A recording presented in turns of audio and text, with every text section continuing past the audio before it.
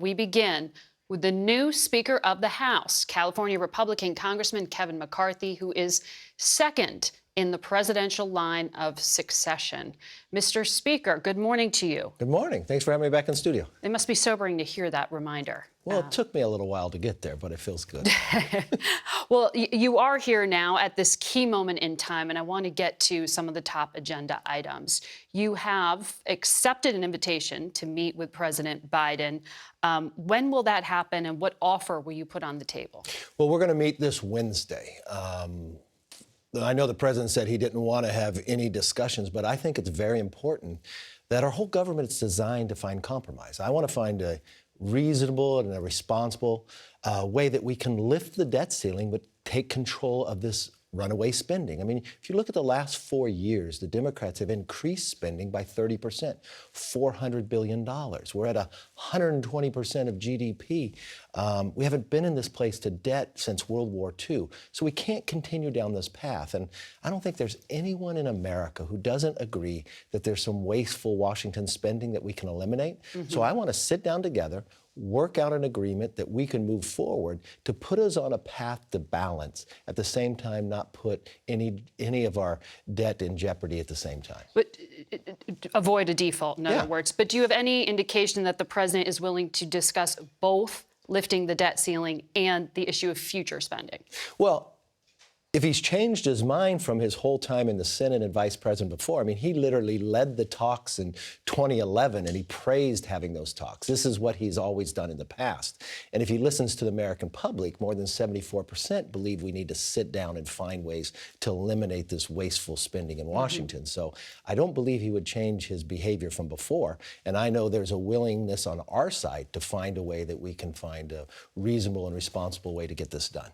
Right. I mean, you know I'm asking that in terms of not linking in my one first as leverage for the conversation, other. and to be fair, the president, when he called me to congratulate winning Speaker, this is one of the first things I brought up to him, and he said we'd sit down together. Now, I know his staff tries to say something different, but I think the president is going to be willing to make an agreement together. Well, we'll watch for that on Wednesday. I'm hopeful, yeah. I want to dig into what you are willing to put on the table, because Republicans campaigned on fiscal responsibility. You promised you won't spend more next year than you did last year. Are you willing to consider any reductions to Social Security and Medicare? No, let's take those off the table. Completely? I mean, if you read our commitment to America, all we talk about is strengthening Medicare and Social Security. So, and I know the president says he doesn't even want to look at it, but we've got to make sure we strengthen those. What do you mean by strengthen? Do you mean lift the retirement age, for example? No. What I'm talking about, Social Security and Medicare, you can keep that to the side. What I want to look at is they've increased spending by 30%, $400 billion in 4 years. When you look at what they have done, adding $10 trillion of debt for the next 10 years in this short time period, if you just look a month ago, they went through and they never even passed a bill through appropriations in the Senate. While Mr. Schumer has been leader, he's never passed a budget. He's never passed an appropriation bill. He simply waits to the end of the year and allowed 2 senators who are no longer here to write a $1.7 trillion omnibus bill. You want to work with Democrats to come to agreement on a budget? Yes. Is that what you're saying? Yes. I first think our very first responsibility, we both should have to pass a budget. We both should have to pass the appropriation bill so the country can see the direction we're going. But you cannot continue the spending that has brought this inflation, that has brought our economic problems. We've got to get our spending under control. Okay. Just fact check, though. 25% of the debt was incurred during the last 4 years of the Trump presidency. I mean, this is cumulative debt over many years. Well, over a short this time period, but you've also found that you had a pandemic. And as that pandemic comes down, those programs leave. I've watched the president say he cut it. No, it is spending $500 billion more than what was projected. They have spent more, and we've got to stop the waste. Is defense spending on the table? Well, look, I want to make sure we're protected in our defense spending, but I want to make sure it's effective and efficient. I want to look at every single dollar we're spending, no matter where it's being spent. I want to eliminate waste wherever it is. But when you became Speaker, you did come to that agreement I've referenced of capping 24 spending at 22 levels. Well, so that would call for reductions No, I mean, look, you're going to tell me inside defense there's no waste others. So defense spending they is spend up a for lot of. negotiation. I think everything, when you look at discretionary, is sitting there. It's like every single household. It's like every single state. We shouldn't just print more money. We should balance our budget. So I want to look at every single department. Where can we become more efficient, more effective, and more accountable? So more That should be- efficiencies in Social Security and Medicare as well. The one thing I want to take, we take Social Security Completely. and America Okay. off the table. What would you support a short-term debt limit extension until September? Buy more time for talks. Look, I don't want to sit and negotiate here. I'd rather sit down with the president and let's have those discussions. The one thing I do know is we cannot continue the waste that is happening.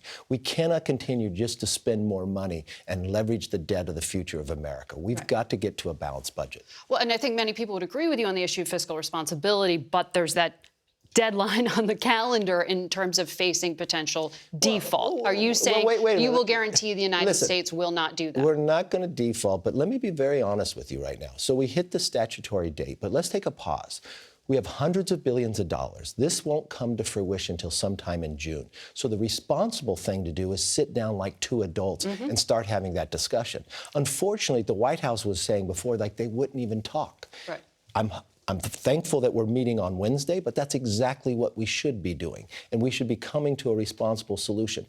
Every family does this. What has happened with the debt limit is you reached your credit card limit. Should we just continue to raise the limit, or should we look at what we're spending? Well, If it's Chuck paying Schumer, past commitments. yeah, but no, Chuck Schumer never passed a budget since he's been leading. He's never passed an appropriation bill. Those are the most basic things that Congress should do. And if you're going to show to the American public where you want to spend your money, and if you're going to ask the hardworking taxpayer for more of their money, you first should lay out how you're going to spend it, and you should eliminate any waste so you don't have to raise more But taxes. just to put a fine point on it, because it matters a lot to the markets in particular, you will avoid a default. You will not let that happen on your watch. There will not be a default, but what is really irresponsible is what the Democrats are doing right now, saying But you would should just raise the limit. Would you I get think in the way? If 15 Republicans the only came to you and said they would be willing but let to me be very raise the clear, debt limit, the would you only allow them to do so with Democrats? The only person who is getting in the way right now is the president and Schumer. They won't even pass a budget. They won't even negotiate. We have now till June.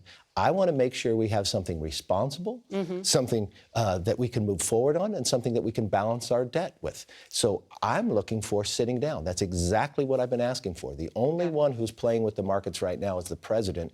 To have the idea that he wouldn't talk? Does the president really believe, and really all your viewers, do you believe there's no waste in government? Do you believe there was no waste in that $1.7 trillion? That's what we were spending just 4 weeks ago. So I think the rational position here is sit down, eliminate the waste, and put us on a path to balance. We'll watch for that meeting on Wednesday. I want to ask you about your vision of leadership. You made a number of deals within your party to win the speakership. Senator Mitch McConnell, your Republican colleague, said, hopefully McCarthy was not so weakened by all this that he can't be an effective speaker. How can you effectively govern with a very narrow majority and when your conference is so divided?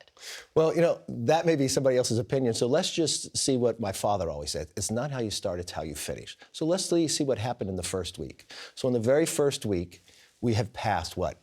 We repealed the 87,000 IRS agents. We bipartisanly created a new select committee on China where 146 Democrats joined with us. We bipartisanly passed to stop the strategic petroleum reserve being sold to China where 113 Democrats joined with us. We just now, for the first time on the House, it hasn't happened in 7 years, the entire time the Democrats were in the majority, where you had an open rule. And let me explain what that is. An open rule allows every single member of the House to offer an amendment on the bill. So what I'm trying to do here is let every voice in America have their ability inside the House. We opened the House back up so the public could actually join. So you're arguing you haven't been weakened, but No, it's only been strengthened. Maybe people didn't like what they saw, that we didn't win on the very first vote, but that was democracy. And what you found at the end of the day, we're actually stronger.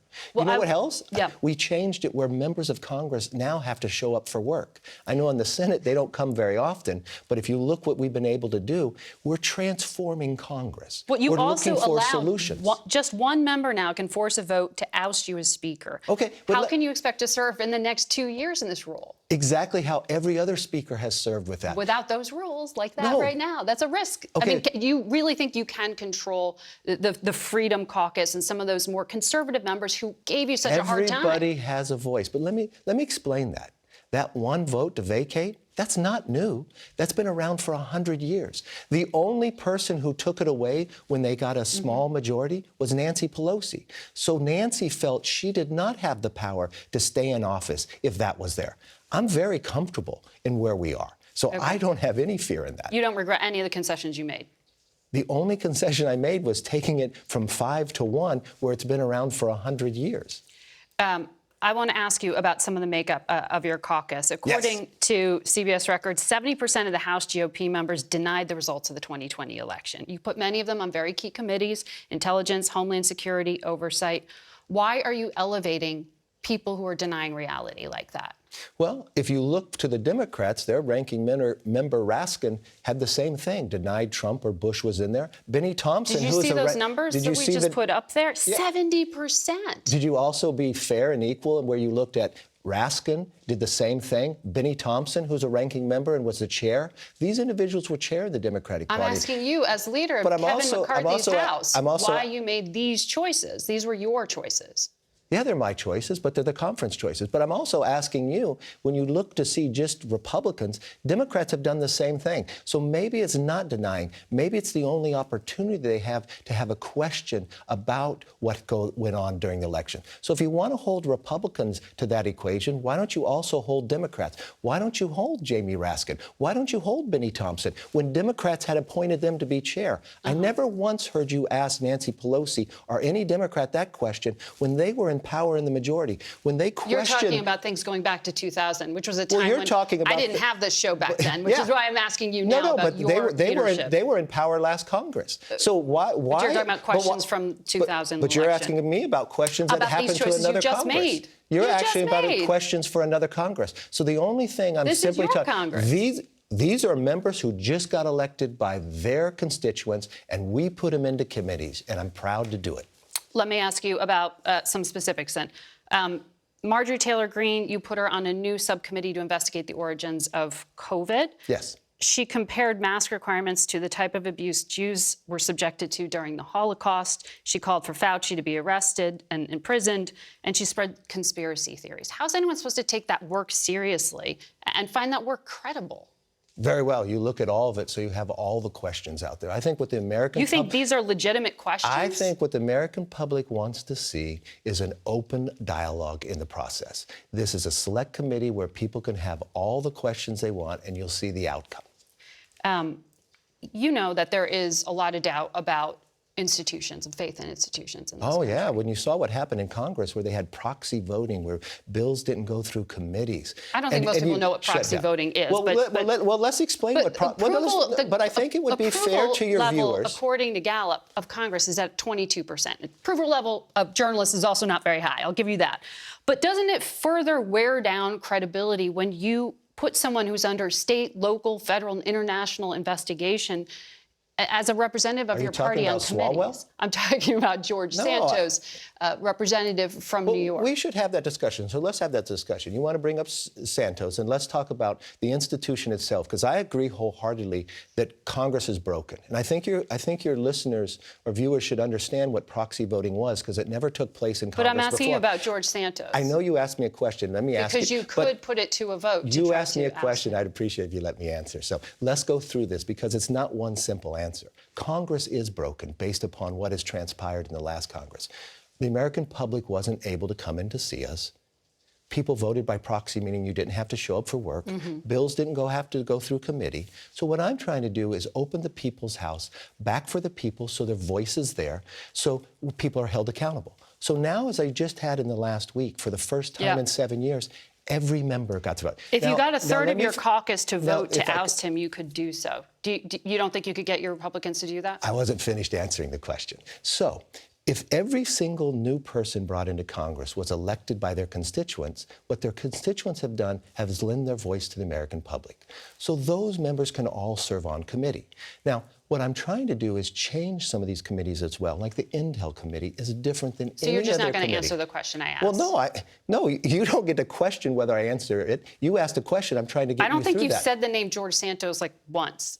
But you know what? You're talking about proxy voting and other things. But you started the question with Congress was broken, and I agreed with you. But I was answering the question of how Congress is broken and how we're changing it. So if I can finish the question that you asked me, how Congress is broken, I equated every single member that just got elected by their constituents, they have a right to serve. So that means that Santos can serve on a committee the same way Swalwell, who had a relationship with a Chinese spy. But Speaker, they will not serve on Intel. They're wrapping me in the control room because we're that's unfortunate. I wish I could answer the question. I have to leave it there. I would love to have you back. I would love to be able to come back and have time to answer the questions. We've spent a lot of time here, and I have more questions for you, but I got to go, so we'll be right back.